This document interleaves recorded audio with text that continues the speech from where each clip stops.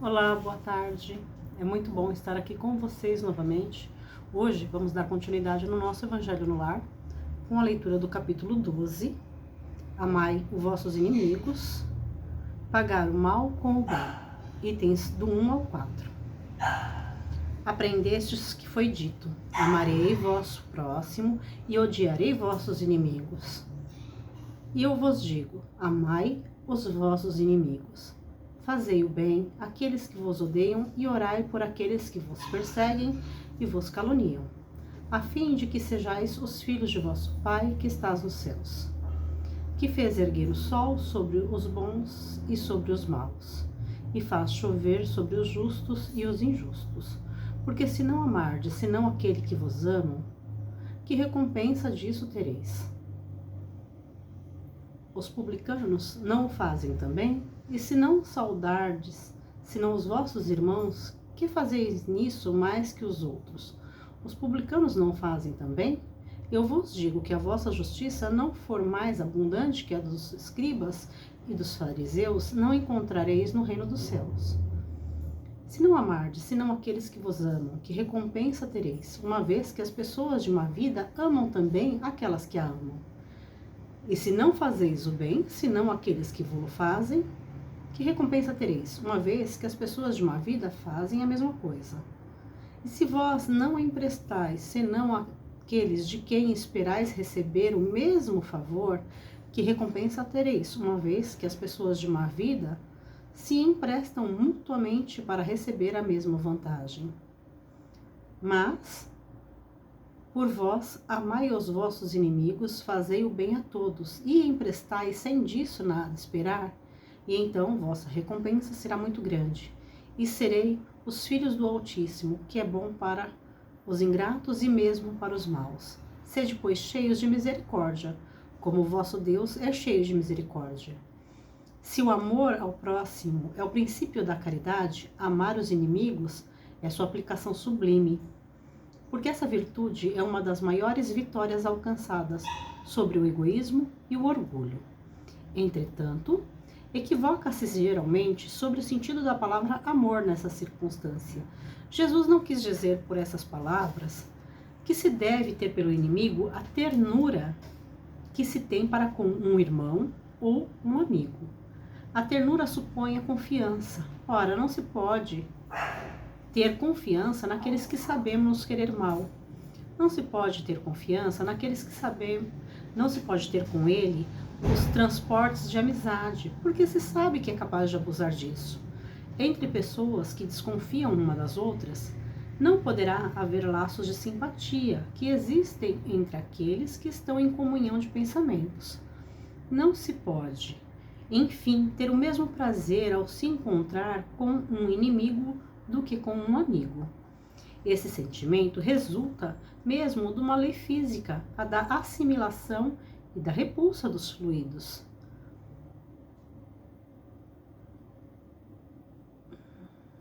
O pensamento malévolo dirige uma corrente fluídica cuja impressão é penosa. O pensamento benevolente vos envolve em um fluido agradável. Daí a diferença de sensação que se experimenta à aproximação de um amigo ou de um inimigo. Amar os inimigos não pode, pois, significar que não se deve nenhuma diferença entre eles e os amigos. Esse preceito parece difícil, impossível mesmo de praticar, porque se crê falsamente que prescreve-lhes dar o mesmo lugar no coração. E se a pobreza das línguas humanas obriga a se servir do mesmo termo para exprimir diversas nuances de sentimento, a razão deve diferenciá-lo segundo o caso. Amar os inimigos não é, pois, ter para com eles uma afeição que não está na natureza, porque o contato de um inimigo faz bater o coração de maneira bem diferente do que de um amigo, e não é ter contra eles nem ódio, nem rancor, nem desejo de vingança. É perdoar-lhes sem segunda intenção e incondicionalmente o mal que nos fazem. É não opor nenhum obstáculo à reconciliação. É desejar-lhes o bem em lugar de desejar-lhes o mal. É regozijar-se em lugar de se afligir pelo bem que os alcança. É lhes estender mão segura em caso de necessidade.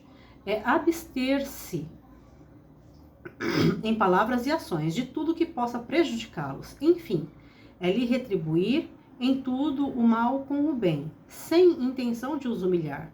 Sem quem quer que faça isso, cumpre as condições do mandamento. Amai aos vossos inimigos. Amar aos inimigos é um absurdo para o incrédulo, aquele para quem a vida presente é tudo. Não vê no inimigo senão um ser nocivo, perturbando sua tranquilidade, e do qual crê que só a morte pode livrá-lo. Daí o desejo da vingança. Não tem nenhum interesse em perdoar, se isso não é para satisfazer seu orgulho aos olhos do mundo. Perdoar mesmo, em certos casos, lhe parece uma fraqueza indigna de si. Se não se vinga, não lhe conserva menos rancor e um secreto desejo do mal. Para o crente, para o espírita, sobretudo, a maneira de ver é diferente, porque ele considera o passado e o futuro, entre os quais a vida presente não é senão um ponto. Sabe que pela própria destinação da terra, deve prever encontrar nela homens maus e perversos, e que as maldades das quais é alvo fazem parte das provas que deve suportar. E o ponto de vista elevado em que se coloca lhe torna as vicissitudes menos amargas, venham elas dos homens ou das coisas. Se ele não se queixa das provas, não deve murmurar contra aqueles que delas são os instrumentos. Se em lugar de se lamentar, agradece a Deus por experimentá-lo, deve agradecer a mão que lhe fornece a ocasião de provar a sua paciência e resignação. Esse pensamento o dispõe naturalmente ao perdão. Ele sente, por outro lado, que quanto mais é generoso, mais se engrandece aos próprios olhos e se acha fora do alcance dos golpes malevolentes do seu inimigo. O homem que ocupa uma posição elevada no mundo não se crê ofendido pelos insultos daquele a quem considera como seu inferior. Assim ocorre com aquele que se eleva no mundo moral acima da humanidade material. Ele compreende que o ódio e o rancor o aviltariam e o rebaixariam. Ora, para ser superior ao seu adversário, é preciso ter a alma maior, mais nobre e mais generosa. É um belo trecho que traz uma profunda reflexão, algo que nós sempre continuamos repetindo. Amar ao próximo não é o mesmo tipo de amor que a gente destina aos nossos filhos, aos nossos irmãos, aos nossos companheiros, aos nossos pais, aos nossos amigos. Essas pessoas têm um lugar especial no nosso coração. E não é isso o que se pede em relação aos inimigos. O que se pede é que os respeite, que os compreenda, que os perdoe, que se coloque em seu lugar, que consigamos compreender que se nós estivéssemos na posição deles, talvez faríamos até pior.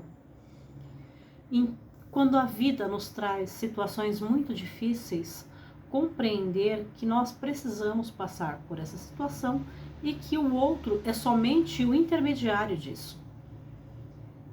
E essa é uma compreensão difícil, não é fácil alcançar. Amar ao inimigo é compreender que ele é tão falho como nós. E que esse amor não existe palavras no nosso vocabulário que dê para explicar esse amor. Não é um amor fraternal, não é um amor de amigos. É um amor divino.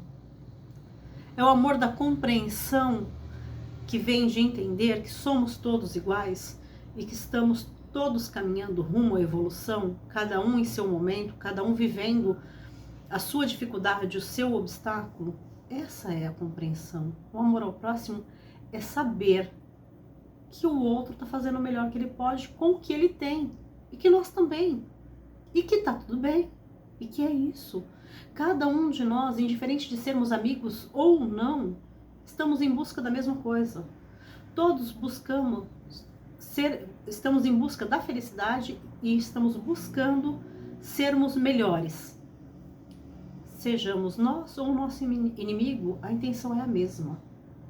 Então, quando o outro erra, devemos ter a compreensão de que é buscando a sua melhoria, de que é buscando o melhor para si próprio, apesar de que muitas vezes nos equivocamos e buscamos essa melhoria no mundo material.